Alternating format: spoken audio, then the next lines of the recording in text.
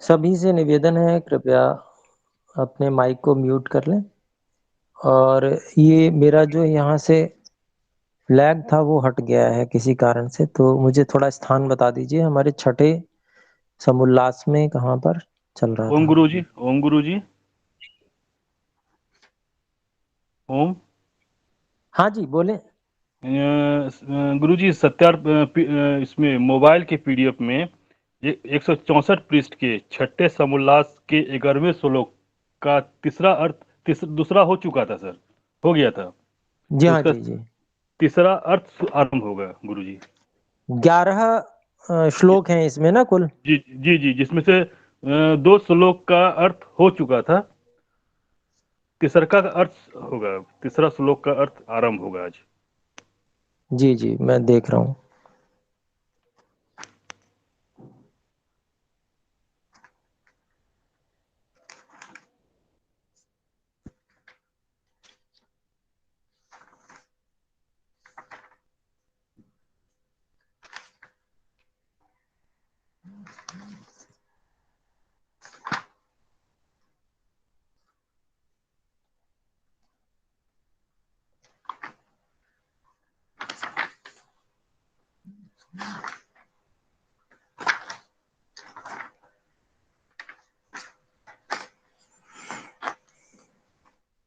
तीसरे श्लोक का अभिप्राय है, दृढ़ोत्साही होकर जो काम से 10 और क्रोध से 8 दुष्ट व्यसन, यहां से शुरू होगा।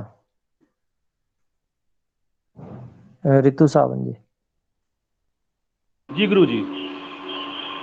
ठीक है ना? जी। जी जी।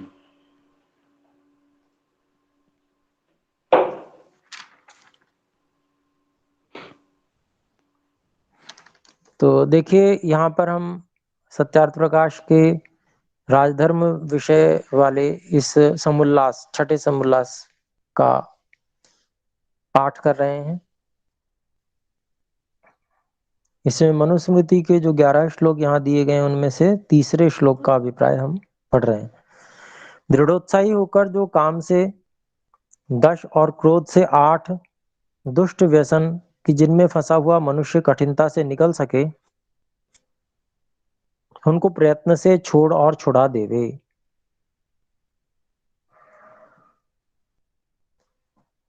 तो ये विशेष कार्य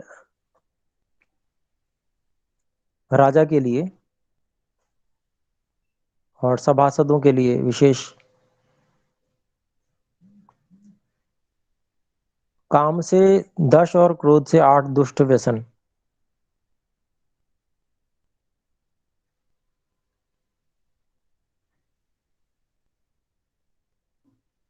ये आगे गिना भी रहे हैं, 5वें श्लोक में हमें ये गिनाएंगे कौन कौन से 10 काम से उत्पन्न होने वाले व्यसन हैं।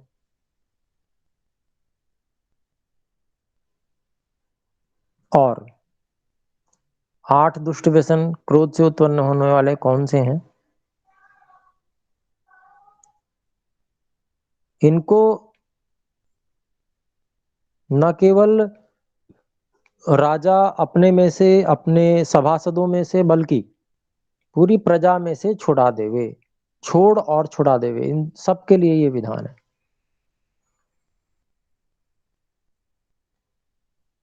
आगे उसका हेतु बता रहे हैं, क्योंकि जो राजा काम से उत्पन्न हुए 10 दुष्ट व्यसनों में फंसता है, वह अर्थात राज्य, धनादि और धर्म से रहित हो जाता है।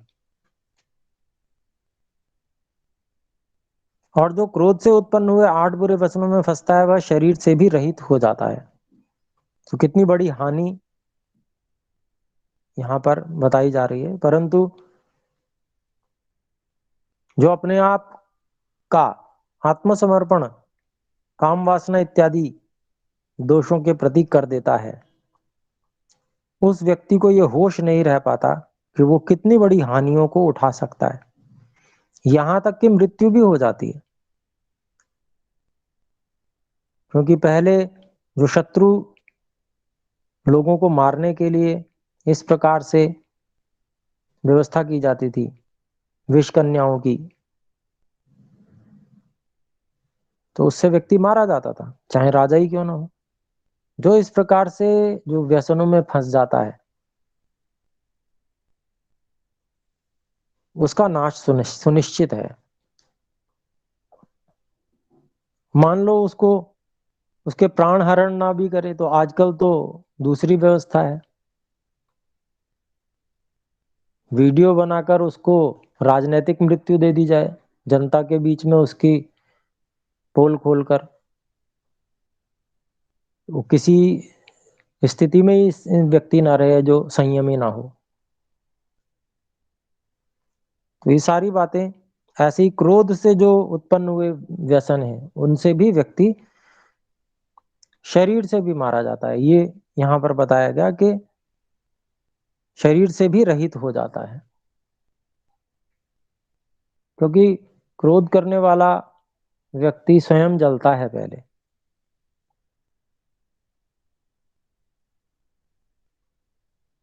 और बुद्धि नष्ट हो जाती है क्रोध में, और गलत निर्णय लेकर नष्ट होता है। तो आगे देखते हैं 5वें श्लोक का अभिप्राय। काम से उत्पन्न हुए व्यसन गिनाते हैं। देखो, मृगया खेलना, शिकार करना। व्यक्ति शिकार कब खेलता है? जब उसको मांस आदि की इच्छा होती है। मांस आदि की इच्छा क्यों होती है? जब शरीर में अतिरिक्त धातुओं की आवश्यकता अनुभव करता है व्यक्ति। हर अतिरिक्त धातुओं की आवश्यकता कब होती है? जब ब्रह्मचर्य आदि का नाश करता है व्यक्ति।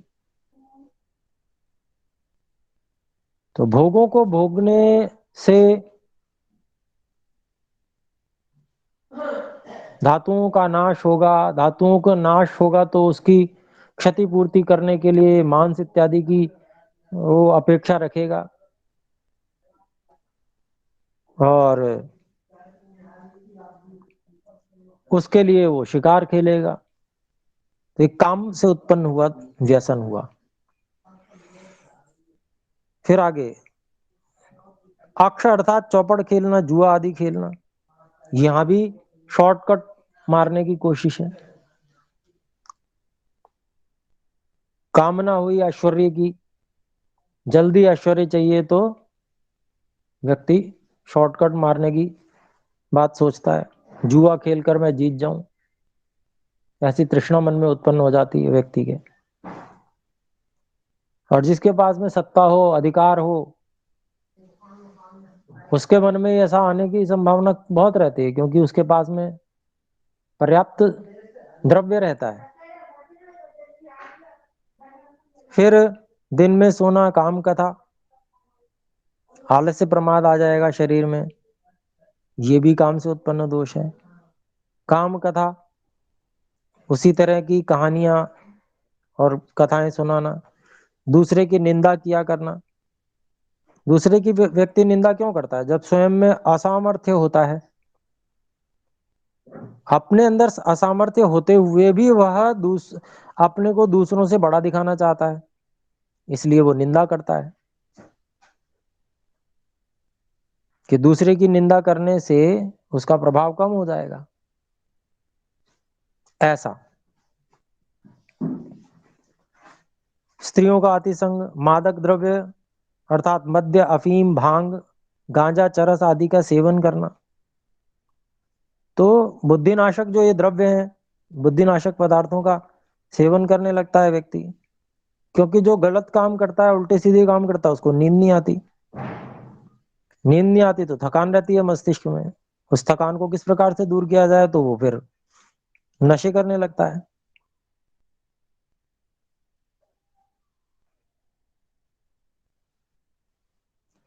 ऐसे ही फिर गाना बजाना, नाचना तथा नाच कराना, सुनना और देखना, ये सब भी दोष के अंतर्गत आ गए, काम से उत्पन्न होने वाले हैं। मनोरंजन करने की इच्छा होना। तो जो दोष पहले राजाओं में आया करते थे, आजकल प्रजा में भी देखने को मिलते हैं इसी प्रकार के, क्योंकि वैसी सुविधाएं आज सबके पास में उपलब्ध हो गई हैं।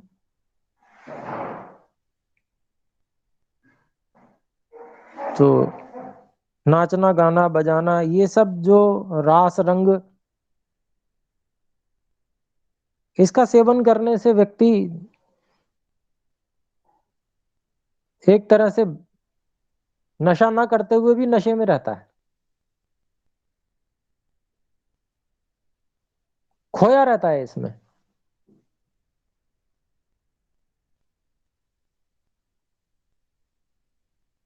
फिर और आगे देखिए, कहते हैं वृथा इधर उधर घूमते रहना ये 10 कामोत्पन्न व्यसन है, आवारागर्दी जिसको बोलते हैं। आचार्य जी, जी। यहाँ पर जो गीत वाद्य नृत्य इसके बारे में वो जो व्यसन बोला है ना, तो ऐसा तो वर्जन होना। और देवता जो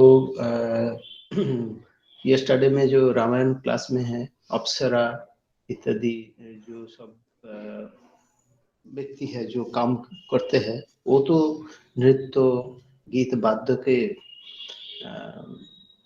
क्षेत्र में आता है। तो इसलिए इसके बारे में तो और कुछ परिष्कार होना चाहिए, क्योंकि गीत वाद्य नृत्य ये तो एक एक शिल्प भी है, वो सब तो खराब नहीं हो सकता है। जी देखिए, इसके ऊपर पूरा गंधर्व वेद भी है और सामगान इत्यादि सामवेद भी उसका विषय है, लेकिन वहां पर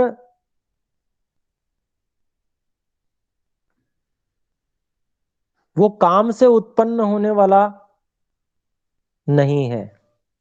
यहां पर जो मूल में जो बात कही गई है उसको समझना चाहिए। तो काम से उत्पन्न होने वाले दोषों के अंतर्गत होना, ये समझना पड़ेगा, क्योंकि संगीत तो वो भी है जिससे ईश्वर की भक्ति की जाती है।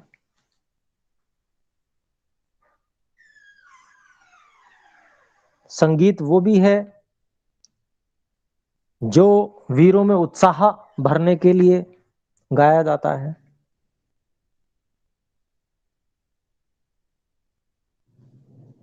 प्रसन्नता को अभिव्यक्त करने के लिए जो गीत होते हैं वे भी हैं, लेकिन वो काम से उत्पन्न नहीं है। तो अवसर क्या है? क्या ऐसा अवसर नहीं है केवल कामुकता से युक्त होकर, और जो ये गंदे गंदे गाने और नंगे नाच, इन सबको भी क्या आप उसी गांधर्व वेद में और सामगान में गिनेंगे क्या? प्रश्न है ये। यहां पर उसी का निषेध है। मैं समझता हूं आप भी सहमत होंगे और सभी लोग सहमत होंगे इस बात से। जी। तो जिस चीज का निषेध है उसको ही अपने को ग्रहण करना है। बाकी तो क्योंकि गांधर्व वेद स्वयं एक उपवेद है, तो अपने को सभी को ये समझना ही भी चाहिए कि उसका निषेध नहीं है, संगीत मात्र का निषेध नहीं है।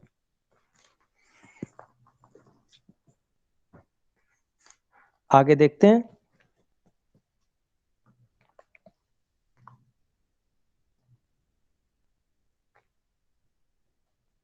क्रोध से उत्पन्न व्यसनों को गिनाते हैं।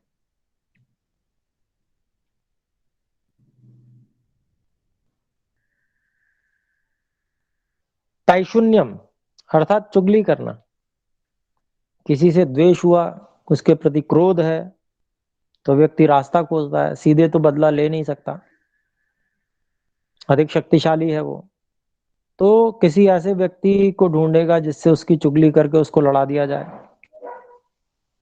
तो क्रोध से उत्पन्न व्यसन है। बिना विचारे बलात्कार से किसी की स्त्री से बुरा काम करना, द्रोह रखना, ईर्ष्या अर्थात दूसरे की बढ़ाई व उन्नति देखकर जला करना, असूया दोषों में गुण और गुणों में दोषारोपण करना, अर्थ दूषण अर्थात अधर्मयुक्त बुरे कामों में धन आदि का व्यय करना,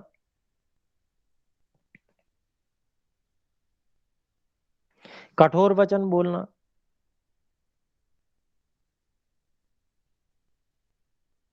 अर्थात किसी व्यक्ति से किसी और कारण से कभी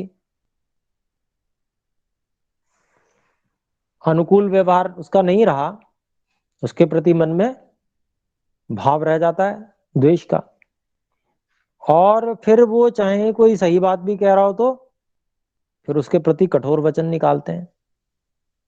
ये भी क्रोध से उत्पन्न व्यसन है, अनुचित व्यवहार हुआ ये। तो कठोर वचन बोलना और बिना अपराध कड़ा वचन व विशेष दंड देना, ये 8 दुर्गुण क्रोध से उत्पन्न होते हैं।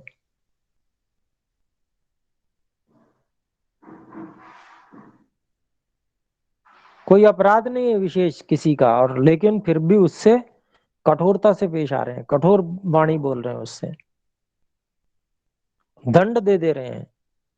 जो अधिकारी व्यक्ति है वो दंड दे सकता है, लेकिन अन्यायपूर्वक करेगा तो उसका ही नाश होगा। लोग समझ जाएंगे कि व्यक्ति जो है इस प्रकार का है।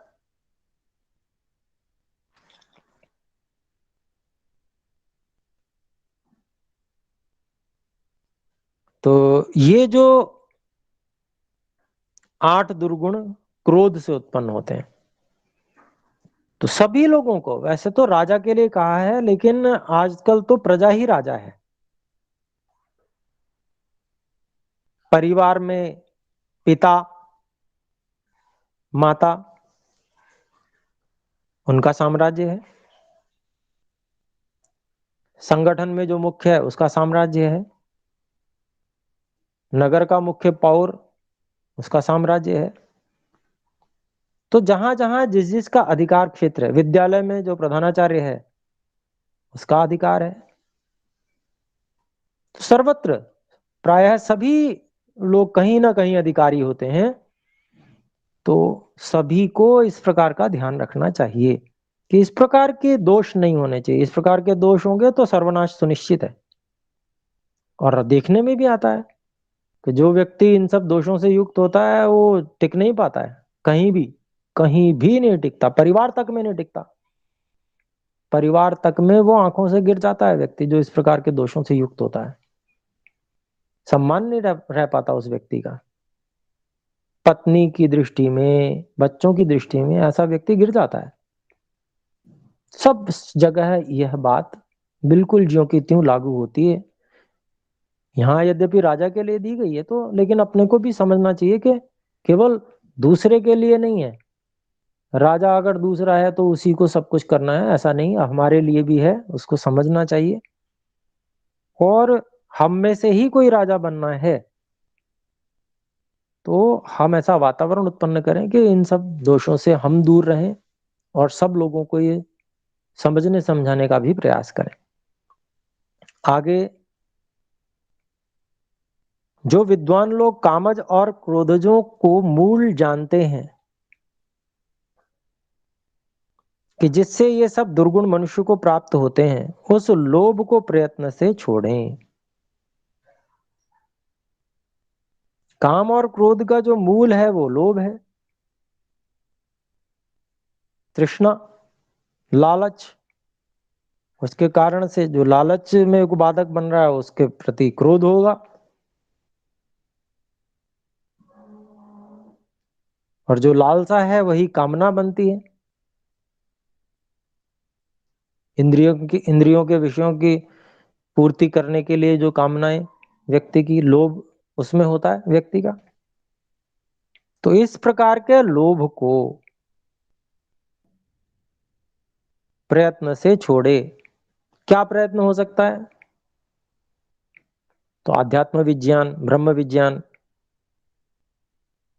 दर्शन विद्या, ऋषियों की विद्या इसको स्पष्ट करती है।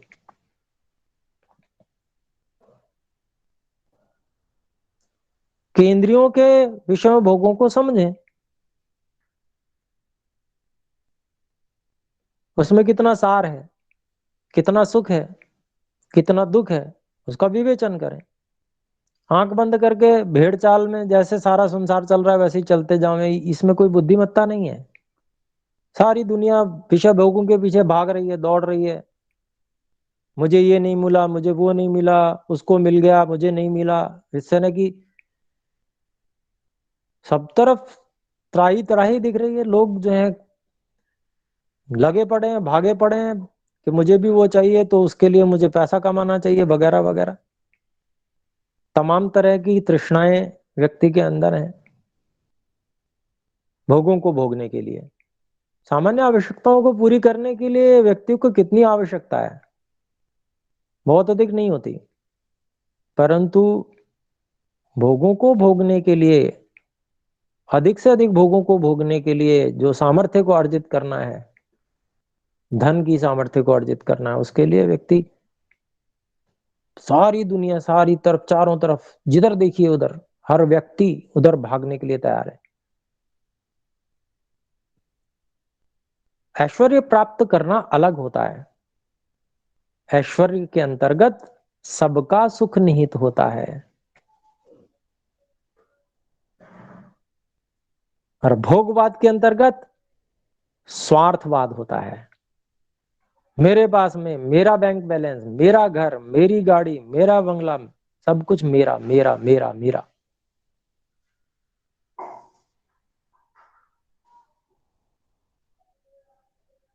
और ऐश्वर्य, ऐश्वर्य में सबके सुख की कामना होती है। मेरा परिवार, मेरा मोहल्ला, मेरा नगर,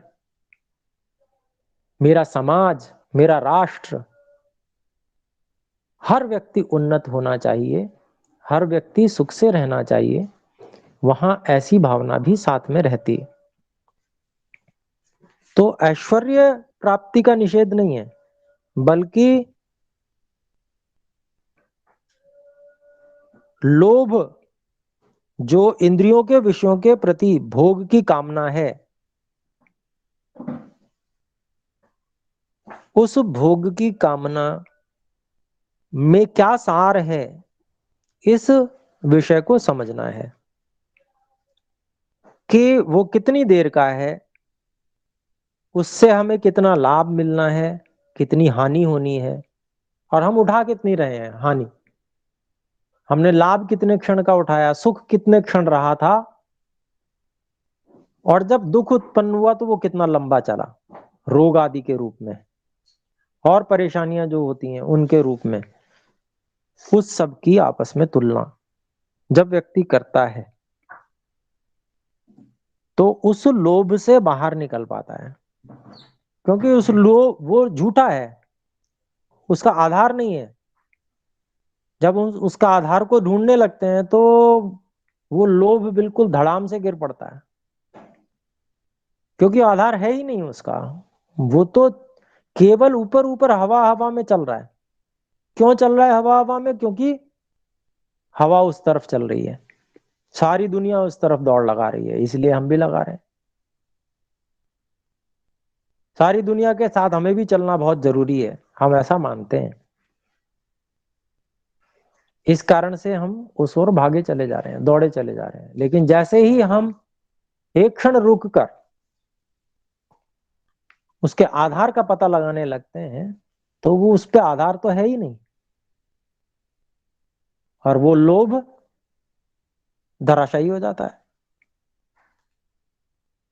तो ये उसका जो विशेष चिंतन है और उसके ऊपर निर्णय करना है, उसके जो संस्कार हैं, इतना ही नहीं, संस्कार भी तो होते हैं। उधर की ओर आकर्षित होने के जो संस्कार हैं, उनसे युद्ध करना होता है, बहुत भयंकर युद्ध करना होता है, तब जाके वो छूटता है।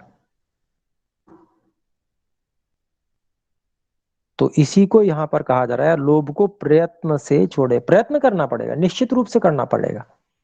जान लिया, समझ लिया कि वहां सारहीनता है, रोग है, भय है, दुख है,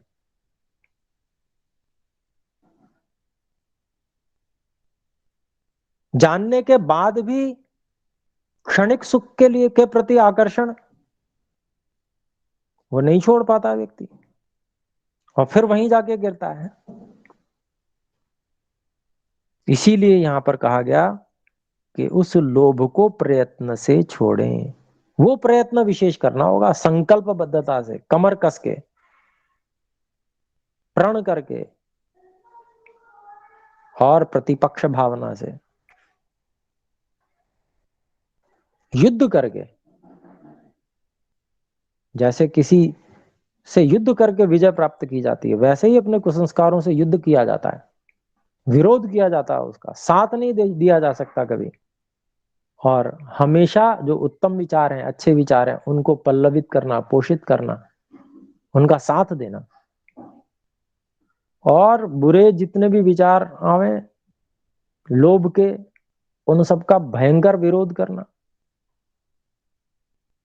प्रतिपक्ष भावना भी योग दर्शन में जो बताई है महर्षि व्यास जी के द्वारा, वो भी यही है कि उन्होंने उदाहरण दिया है, जैसे कुत्ता उल्टी कर देता है, खा लिया ज्यादा, और वो पेट में नहीं रखा जा सकता तो वो पलट देता, उल्टी कर देता है, और फिर उल्टी किए हुए को फिर चाटता है। तो कितना घृणित है, उसकी कल्पना मात्र से भी कितनी घृणा उत्पन्न होती है। तो वहां यही उदाहरण दिया कि भाई मैं कुत्ता तो हूं नहीं, जो चीज मैं, जो लोभ मैं छोड़ चुका हूं, जो विषयों के प्रति आकर्षण के लोभ को मैं समाप्त कर चुका हूं, छोड़ चुका हूं, उसके विषय में चिंतन कर चुका हूं कि ये हानिकारक है, उसको अब मैं दोबारा ग्रहण नहीं कर सकता, क्योंकि मैं तो मनुष्य हूं, ईश्वर पुत्र हूं, मैं कुत्ता नहीं। मैं जो पलट चुका, उल्टी कर चुका, उसको मैं दोबारा नहीं चाटूंगा। तो इस प्रकार का जो, इसको प्रतिपक्ष भावना कहते हैं। इसी प्रतिपक्ष भावना से पीटे गए ये कुसंस्कार फिर सर उठाने के योग्य नहीं रह जाते, ऐसा वहां पर योग दर्शन में भी कहा गया है। तो यही प्रयत्न है, लोभ को प्रयत्न से छोड़े। ये इस पे ये छोटी सी बात लगती है, लेकिन इसको थोड़ा सा मैंने बल इसलिए दिया कि आखिर कैसे छोड़े, तो उस पे भी थोड़ी सी बात होनी चाहिए, समझना चाहिए कि कैसे हम उससे युद्ध करें। आगे देखते हैं, काम के व्यसनों में बड़े दुर्गुण, एक मद्य आदि मद कारक द्रव्यों का सेवन, दूसरा पासों आदि से जुआ खेलना, तीसरा स्त्रियों का विशेष संग, चौथा मृगया अर्थात शिकार खेलना। ये चार महादुष्ट व्यसन है। कि अन्य जो व्यसन है सो है वो, लेकिन उनमें से ये चार जो हैं ये तो किसी हाल में तुरंत ही छोड़ देने योग्य है, मतलब बिल्कुल पास भी आने नहीं देना इनको, इतने भयानक है। क्योंकि मद्य मदकारक चीजों का सेवन अगर कर लिया तो फिर वो कुछ भी गलत काम को गलत नहीं समझता है,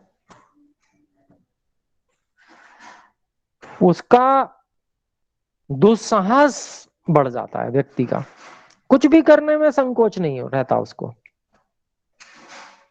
तो बुद्धि पे मोह का पर्दा पड़ जाता है, अंधकार में फंस के नष्ट हो जाती है बुद्धि नशा करने से। सबसे बड़ा भयंकर दुर्गुण शराब आदि का सेवन, और नशे की अन्य अफीम गांजा, और आजकल तो पता नहीं कितने प्रकार के और नए नए नशे लोग जो हैं विक्स तक को नशे में प्रयोग कर लेते हैं, जो बाजार में जो काम के लिए आती है। तो ये जो स्थितियां हैं, ये बहुत भयानक है। समाज में आज बहुत भयानक स्थिति ये देखने में आती है, और इसके लिए हम सब भारतवासियों का ये कर्तव्य बनता है कि इससे युद्ध करने के लिए और लोगों को इनसे बाहर निकालने के लिए हम लोगों को प्रयास करना चाहिए।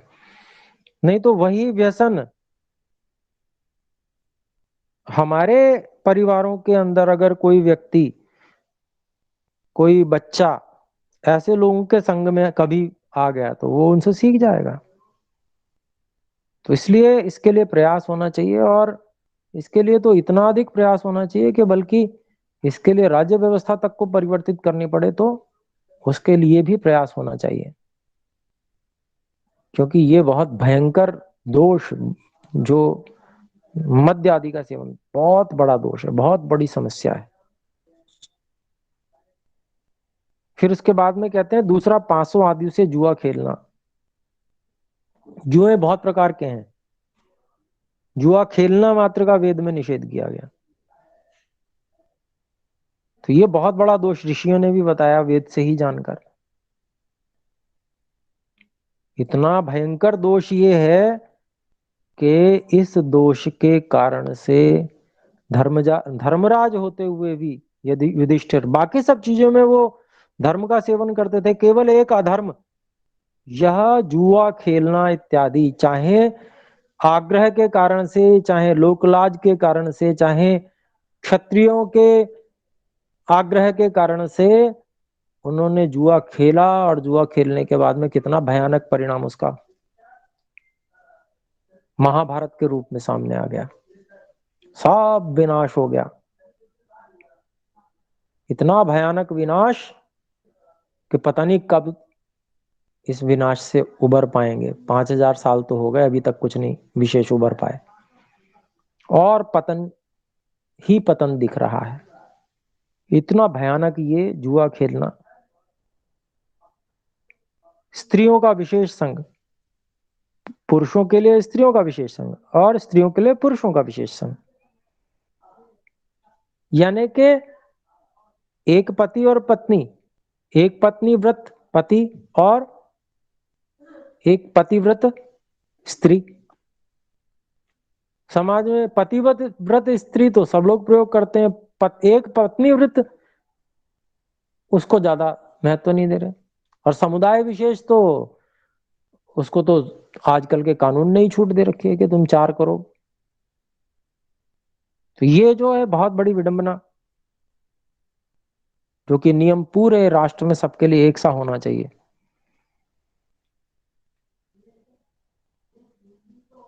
चाहे स्त्रियों के लिए हो चाहे पुरुष के लिए हो, सबको एक व्रत से होना चाहिए। तो ऐसे नहीं कि जो मर्जी जिसके संग, आजकल भी उसके विषय में आ रहा है कि ऐसा नियम पारित हो गया है कि कोई इसमें दोष नहीं माना जाएगा, और दोष नहीं मानेंगे तो क्या क्या स्थिति लाने वाले हैं हम समाज में। ये बहुत बड़ी एक विचारणीय बात है। जो व्यवस्था वास्तव में होनी चाहिए, उस व्यवस्था, जो नियोग व्यवस्था, उसको उसके प्रति कुछ विचार न करके और व्यभिचार को खुली छूट देने की कानूनन व्यवस्था कर दी गई। कितनी भयानक स्थिति है समाज के लिए। यद्यपि ईश्वर की कृपा से हमारे परिवारों में, हमारे लोगों में एक उत्तम संस्कार बाकी है, इन चीजों के प्रति एक लज्जा का भाव भी बाकी है, जिसके कारण से हम लोग ऐसे इस प्रकार के आचरण करने वाले लोगों को अच्छा नहीं समझते हैं, बहुत बुरा व्यक्ति समझते हैं, और हमको लोग बुरा ना समझे इसके लिए हम लोग सचेत भी रहते हैं।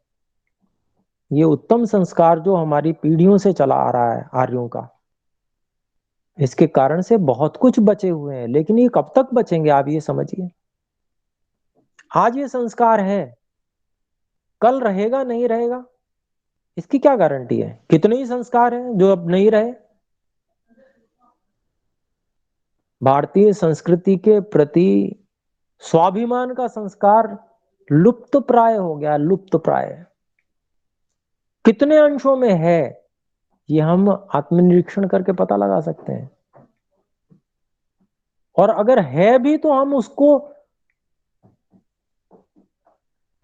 पूरी तरह से लागू करने में लज्जा का अनुभव कर रहे हैं। समाज की स्थिति ऐसी बनी हुई है कि समाज के बीच में हम अगर इस तरह से उठेंगे बैठेंगे तो समाज वाले क्या कहेंगे हमें। इस प्रकार की स्थिति आज जब वह सामने आ रही है उदाहरण के रूप में, तो ये जो लज्जा का भाव है ये कब तक टिकने वाला है, ये संस्कार कब तक टिकेगा। आज नहीं तो कल यदि हम लोग नहीं जागे और हम में से कोई वेदों का विद्वान बनने के संकल्पों के साथ में राजनीति में नहीं उतरा और सारे देश के लोग इस चीज के लिए जागरूक नहीं हुए, तो ये बहुत भयानक स्थिति आगे होने वाली है। ये दिख रहा है। जो लोग भारतीय संस्कृति को बचाने का दंभ भरने वाले लोग हैं, वे लोग ऐसा नियम ला रहे हैं, बताइए। तो ये वास्तव में एक बड़ी चुनौती भी है और विचारणीय बात भी है कि भाई इतने से काम नहीं चलेगा।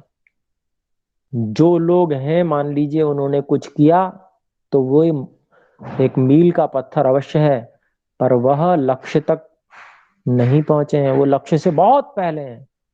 एक मील के पत्थर तक पहुंच गए तो लक्ष्य तो अभी पता नहीं कितने मील के पत्थर और पार करने हैं। तो इस चीज को अपने लोगों को यहां से प्रेरणा, सत्यार्थ प्रकाश से प्रेरणा ये छठे समुल्लास से हमें मिल रही है कि ये जो भयानक दुष्ट व्यसन है, स्त्रियों का विशेष संग, फिर चौथा मृगया खेलना, शिकार खेलना। यद्यपि शिकार खेलने पे आज बैन है लगभग, लेकिन लाइसेंस भी है। शिकार नहीं खेल रहे तो कट्टी खाने क्यों चल रहे हैं? वो लाइसेंस देकर कट्टी खाने चलाए जा रहे हैं।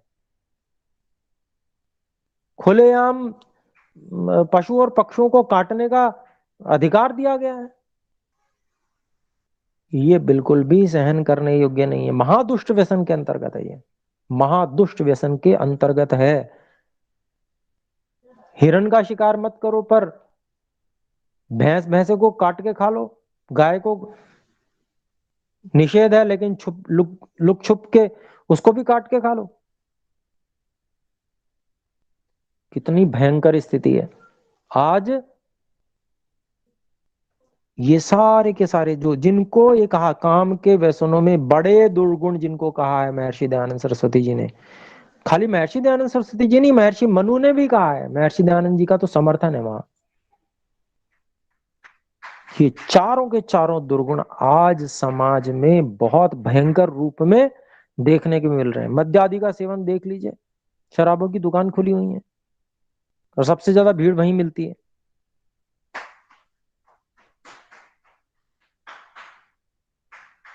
जुआ खेलने, लॉटरी वगैरह तमाम, कितनी दुरावस्था है इस शेयर मार्केट में। और क्या है, एक तरह से जुआ ही है वो। आज रेट बढ़ गए, कल गिर गए, व्यक्ति को पता ही नहीं हो क्या जाएगा, उसने पैसे लगा दिए, गए काम से। कभी बढ़ गए तो बढ़ गए। ये जुआ ही, जुआ नहीं तो और क्या है। बहुत भयंकर रूप में ये चल रहा है। ऐसे ही स्त्रियों के संग के विषय में भी, स्त्रियों का पुरुष से, पुरुष का स्त्रियों के साथ में, ये संग का जो व्यभिचार का एक तरह से भयंकर स्थिति पूरे देश में। और लोगों के अंदर तृष्णा भी इतनी भरी हुई है, वातावरण ऐसा बना हुआ है कि जो सदाचारी व्यक्ति है उसको तो इस दृष्टि से देखा जाता है ये तो कौन से ग्रह का प्राणी एक आ गया है, ये तो बिल्कुल अलग है।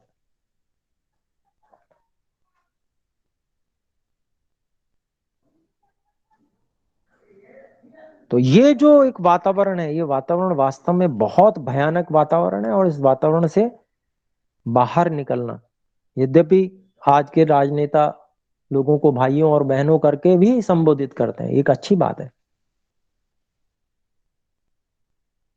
संभवतः इससे कुछ राष्ट्रीय चरित्र में सुधार आने की संभावना है।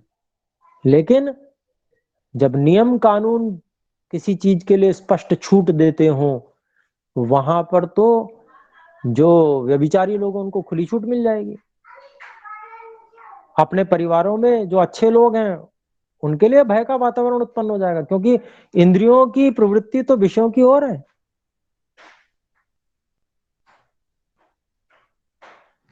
ये सारी चीजें ऐसे ही, भले ही शिकार नहीं खेल रहे हैं लेकिन कटा कटाया मांस मिल रहा है, काटने वाले तो काट ही रहे हैं, शिकार भले ही ना खेल रहे हो।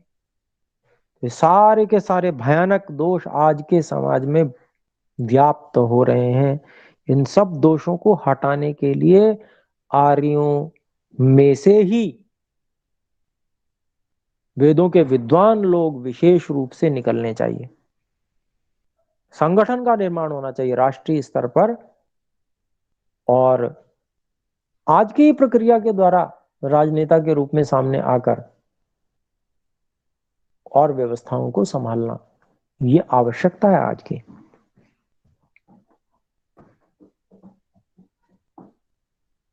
परंतु ध्यान ये रखना कि ऐसे लोगों को राजनीति में आना चाहिए जिनको वेदों के विद्वान बनने में रुचि हो, जो साथ में विद्या की उन्नति को भी करते रहे, स्वाध्याय जिनका छूटे नहीं, वेद के अनुसार चलने में जो विश्वास रखते हो, वेद के मंत्रों के अनुसार निर्णय ले, ईश्वर की जो व्यवस्थाएं हैं, ईश्वर ने जो आदेश किए हैं उनके अनुसार निर्णय लेने के लिए जो लोग मन में भावना रखते हो, ऐसे लोगों को ही राजनीति में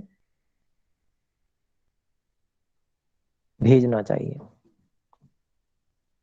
तभी वो इस प्रकार के निर्णय ले सकेंगे। फिर आगे देखिए, और क्रोधजों में मतलब जो क्रोध से उत्पन्न होने वाले हैं उनमें बिना अपराध दंड देना, कठोर वचन बोलना। बिना अपराध दंड देने में बहुत भयानक स्थिति है, मतलब अन्याय है, अन्याय को कोई भी सहन नहीं करता। कोई व्यक्ति शक्तिशाली है, तत्काल उस समय हो सकता है भय के कारण से लोग सहन कर भी जावे, लेकिन अवसर पाते ही ऐसे व्यक्ति को उखाड़ के फेंकेंगे। कठोर वचन बोलना, व्यर्थ में ही किसी से कठोर वचन बिना दोष के, ऐसा बोलने वाला व्यक्ति, वो व्यक्ति भी नाश को प्राप्त निश्चित होने वाला है। ऐसे व्यक्ति जो वाणी का उपयोग संयमित रूप से नहीं करते हैं, वो दूसरों को घाव पहुंचाते हैं, और वाणी का किया हुआ घाव वो आसानी से बढ़ता नहीं है।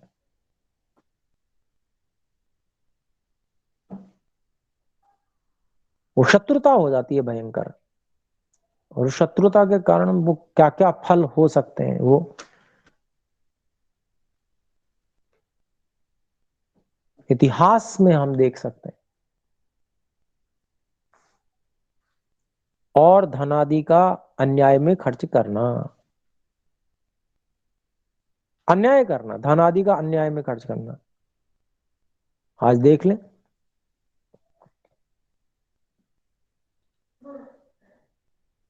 ऐसी भी स्थिति है।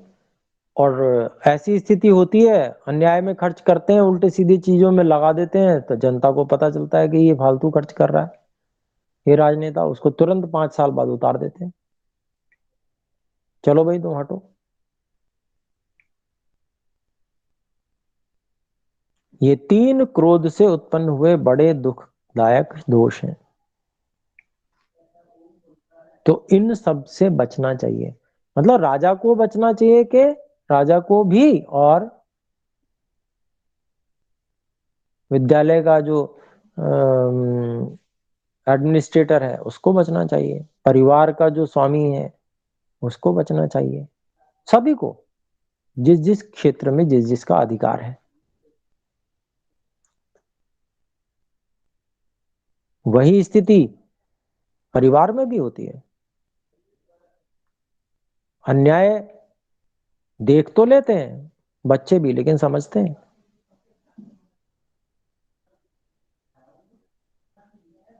और उसका कभी ना कभी जो है उस रूप में फल मिल भी जाता है। वो श्रद्धा उतनी जितनी होनी चाहिए वो नहीं रह पाती है अन्यायकारी व्यक्ति के लिए। भले ही माता पिता हो, पर अन्यायकारी भी हैं तो श्रद्धा वो नहीं मिल पाएगी, ना सेवा मिल पाएगी उतने स्तर की। तो न्याय पूर्वक व्यवहार करना ये हर स्तर पर आवश्यक है। वाणी को संयमित करके प्रयोग करना ये हर स्तर पे आवश्यक है। मेरी पत्नी है तो मैं जैसे मर्जी बोल लूं उससे, नहीं, गलत है। वो भी दूसरा व्यक्ति है, उससे भी हम बहुत संभल के वाणी का प्रयोग करेंगे। मेरे पति हैं तो मैं जो मर्जी बोल लूं, ऐसा नहीं चलेगा। विचार कर वाणी का प्रयोग करना, वह भी अपने को समझना चाहिए। फिर आगे कहते हैं, जो ये 7 दुर्गुण दोनों कामज और क्रोधज दोषों में गिने हैं, इनसे पूर्व पूर्व अर्थात व्यर्थ व्यय से कठोर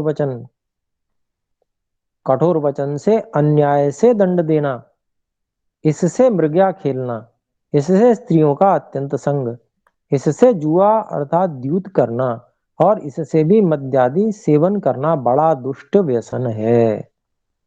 तो जो जो पहले पहले वाला है वो बड़ा दुष्ट व्यसन है, उस तरह से समझना चाहिए। तो सबसे बड़ा जो है मद्यादि सेवन करना, ये सबसे बड़ा दुष्ट व्यसन है।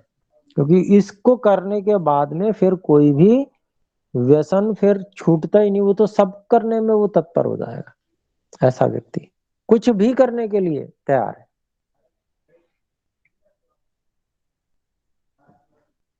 तो ये सब जो भी दोष हैं ये वास्तव में समाज से ही, पूरे समाज से बाहर निकाल के फेंक देने योग्य है।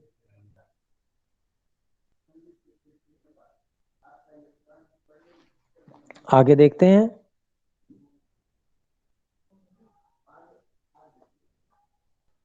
इससे निश्चय है कि दुष्ट व्यसन में फंसने से मर जाना अच्छा है। कितनी बड़ी बात कही है, देखिए। इससे यह निश्चय है कि दुष्ट व्यसन में फंसने से मर जाना अच्छा है, क्योंकि जो दुष्टाचारी पुरुष है वह अधिक जिएगा तो अधिक अधिक पाप करके नीचे नीचे गति अर्थात अधिक अधिक दुख को प्राप्त होता जाएगा। और जो किसी व्यसन में नहीं फंसा वह मर भी जाएगा तो भी सुख को प्राप्त होता जाएगा। इसलिए विशेष राजा और सब मनुष्यों को उचित है कि कभी मृगया मद्यपान आदि, यहाँ भी देख लीजिए ऋषि महर्षि जी ने कैसे अर्थ किया है। इसलिए राजा, फिर आगे और क्या जोड़ा, और सब मनुष्यों को, केवल राजा नहीं बल्कि सबके लिए बात है।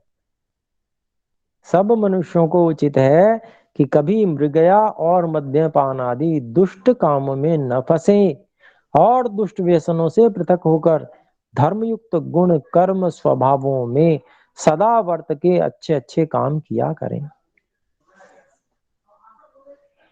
तो ये इतनी सुंदर बातें हमें यहाँ पर ऋषियों की जानने को मिली हैं। तो यद्यपि अपने लोग इन सब दुष्ट व्यसनों से अलग भी हैं, थोड़ी बहुत कहीं हम में कोई दोष हो सकता है छोटा मोटा। मैं समझता हूं कि मान लीजिए थोड़ा कठोर बोलने का कहीं हम में दोष हो सकता है छोटा मोटा कोई अन्याय भी कर जाते हो। बाकी तो ये जो भयानक दुष्ट व्यसन है वो शायद जो हम में जुड़े हुए लोग हों, शायद हम में से ना भी किसी के में हो, जुआ खेलना आदि या मद्यपान आदि, नशा करना, है ना, स्त्रियों का संग, ये भी मैं समझता हूँ सभी लोग अपने अपने पति पत्नी से संतुष्ट रहने की स्थिति में हैं। शिकार भी और मांस सेवन भी मैं समझता हूं यहाँ उपस्थित कोई भी शायद ही करते हो। क्रोधज में थोड़ा बहुत कभी बिना अपराध दंड देना तो शायद हम में से कोई ना करता हो, लेकिन कठोर वचन कभी किसी का क्रोध किसी पे उतार देना ऐसा कभी हो जाता होगा। थोड़ा बहुत अन्याय से भी कभी धन व्यय कर लेते होंगे। तो ये जो कार्य हैं ये एक तो अपने से छोड़ा देना, दूसरा हम में जो व्यसन नहीं है और बाकी सब में है उन सब के व्यसनों को छुड़ाने का प्रयास करना, यह हमारा कर्तव्य है। अन्यथा वही वातावरण हमारे परिवार को, हमको, हमारे बच्चों को, सबको, हमें, हमारे सगे संबंधियों को जिनके प्रति हम ये चाहते हैं कि इनमें ये दोष ना आए, वे लोग भी उसी वातावरण में रह रहे होंगे। सगे संबंधी रहते हैं दूर, पर उनके पास कौन होता है? उनका पड़ोस। तो यह बहुत आवश्यक है कि हम अच्छाई का प्रचार भी करें, लोगों को ऐसे दुष्ट व्यसनों के से बचने के विषय में, उनके उपायों के विषय में प्रेरणा करें। उससे हमारे उनको क्या लाभ होगा, कितने धन का अपव्यय उनका बच जाएगा, कितनी फालतू मेहनत उनकी बच जाएगी, ये सब बातें बताकर कितना शरीर का स्वास्थ्य उनका अच्छा रहेगा।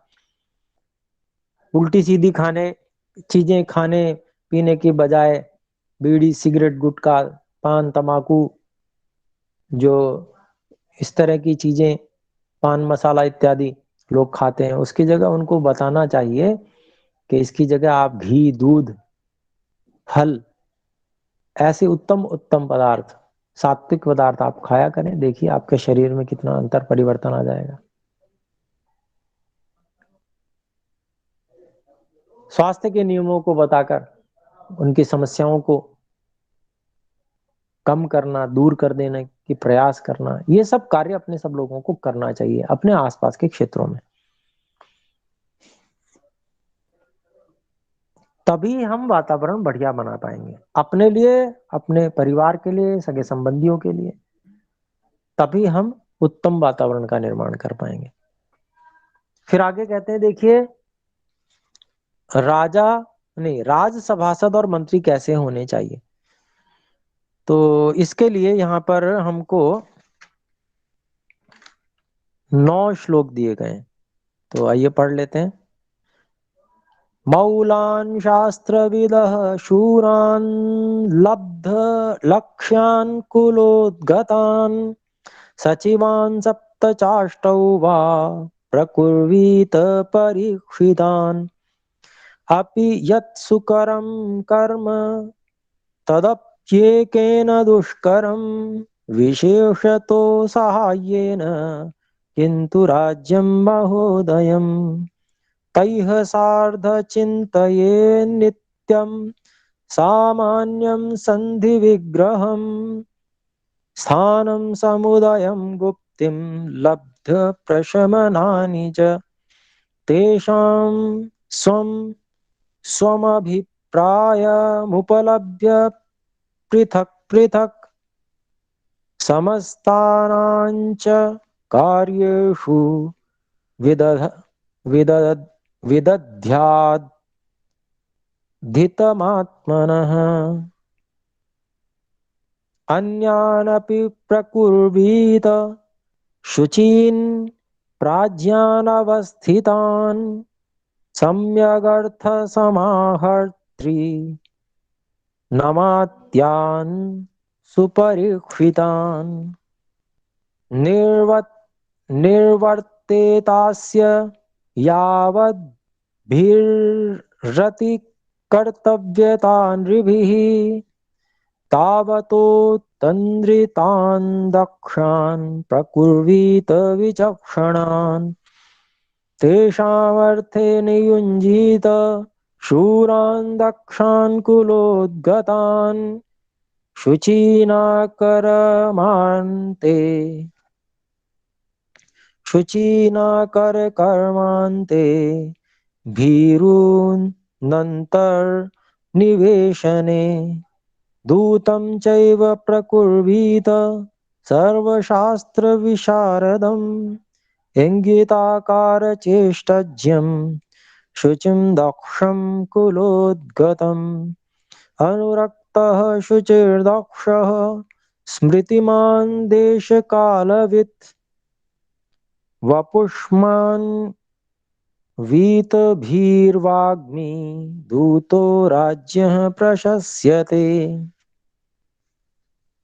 तो ये 9 श्लोक महर्षि मनु जी के यहाँ पर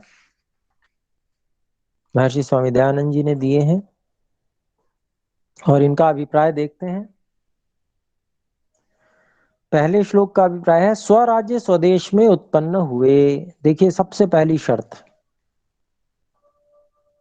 स्वराज्य स्वदेश में उत्पन्न हुए, वेदादि शास्त्रों के जानने वाले, शूरवीर जिनका लक्ष्य अर्थात विचार निष्फल न हो, और कुलीन अच्छे प्रकार सुपरीक्षित 7 व 8 उत्तम धार्मिक चतुर सचिवान अर्थात मंत्री करे। तो जितने भी मंत्री या प्रधानमंत्री जो होने चाहिए वे स्वराज्य स्वदेश में उत्पन्न हुए होने चाहिए। और फिर आगे कहते हैं वेदादि शास्त्रों के जानने वाले होने चाहिए। आज परंपरा ही वेदादि शास्त्रों के जानने वालों की बहुत कम है, बहुत कम। तो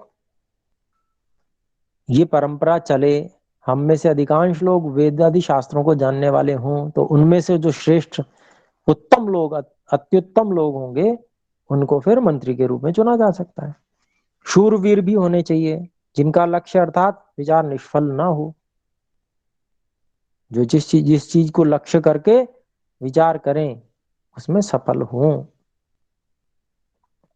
कुलीन हो, अच्छे कुलों के हों। इन कुलीन का अभिप्राय क्या? अच्छे कुल का अभिप्राय मतलब अच्छे गोत्र से है।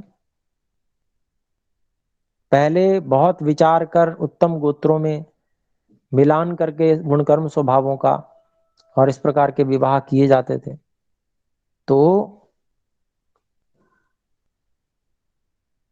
जो बहुत विधि पूर्वक संतान प्राप्त होती थी वो ईश्वर के द्वारा बड़ी उत्तम महान आत्माओं को भेजा जाता था। ऐसी महान आत्माएं जो होती थी वो बहुत शीघ्र माता पिता के द्वारा जो धार्मिक आदि जो सब संस्कार ग्रहण कराए जाते थे उनको फटाफट सीखते थे, और आचार्य कुल में भी जाकर वे बहुत अच्छा, बहुत शीघ्र, बहुत तीव्रता के साथ में वेद आदि शास्त्रों को ग्रहण कर लेते थे। तो इस प्रकार के इन लोगों को कुलीन बोला जाता है, जो बड़ी व्यवस्थित ढंग से, बड़े सुंदर ढंग से और विवाह आदि कार्य कराए जाते हैं, और उन उत्तम कुलों के योग से जो संतानें होती हैं वो कुलीन, और फिर जो आचार्य कुल होता है उस आचार्य कुल में भी बहुत जो श्रेष्ठ लोग हुआ करते हैं, क्योंकि एक पितृकुल होता है फिर दूसरा आचार्य का कुल होता है। तो आचार्य के कुल में भी जो बहुत विशेष सफलता प्राप्त करने वाले और विशेष जो संस्कारों से युक्त उत्तम से उत्तम लोग, उनको कुलीन बोला जाता था। तो ऐसे अच्छे प्रकार सुपरीक्षित, अच्छी जिनसे इनकी परीक्षा भली प्रकार से, अच्छी प्रकार से उनका सारा इतिहास निकाल के क्या क्या इन्होंने किया है, कैसी इनकी भावनाएं पहले रही हैं, राष्ट्र के प्रति इनकी कैसी भावना रहती थी, इन सब चीजों को जानकर सुपरीक्षित करके 7 या 8 उत्तम धार्मिक चतुर सचिवान अर्थात मंत्री करे। तो यहां पर ये बात हुई हमारी कि इस प्रकार से मंत्री रखने स्वदेश में उत्पन्न होने चाहिए।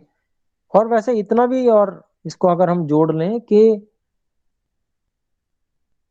वो माता जो अपने देश की भक्ति से, स्वदेश भक्ति से जो युक्त हो, वैदिक संस्कृति को विशेष मान्य करने वाली माता हो, ऐसी संतान, ऐसी माँ की संतानें जो है वो स्वराज्य स्वदेश में उत्पन्न ऐसी मानी जानी चाहिए, क्योंकि ऐसी माताएं ही जो संतानों को संस्कार देती हैं, जो प्रथम संस्कार होते हैं वो जीवन भर मिटते नहीं है और उनका प्रभाव जीवन भर रहता है। तो ऐसी जो उत्तम स्वदेश में उत्पन्न संतानें हों और वो बड़ी होकर वेद आदि शास्त्रों में निपुण बने, उनको ही मंत्री के रूप में रखना चाहिए, ऐसा समझना चाहिए। तो अभी पाठ को इतना ही रखते हैं, एक बार हम ओम का उच्चारण करेंगे, उसके बाद में कुछ शंका समाधान होगा जिनका, तो वो रुक सकते हैं। तो एक बार ओम का उच्चारण करते हैं। ओ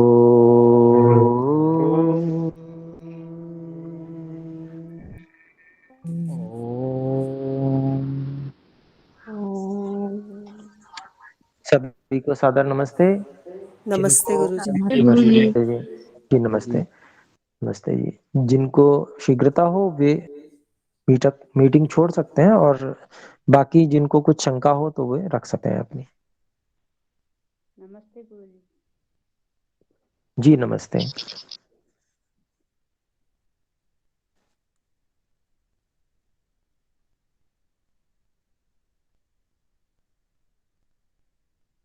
मैं समझता हूँ कि हम में से किसी को कोई विशेष शंका है नहीं।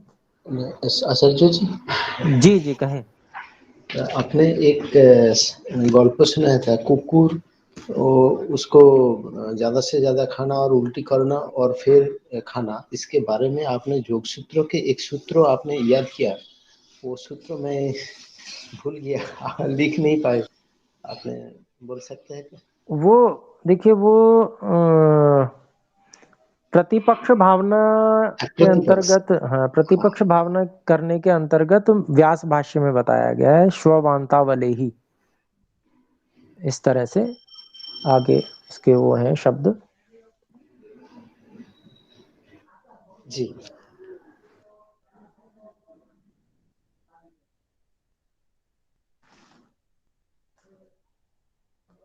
जी। तो आ, मैं समझता हूँ और कोई शंका तो नहीं है, तो अभी हम विराम करें।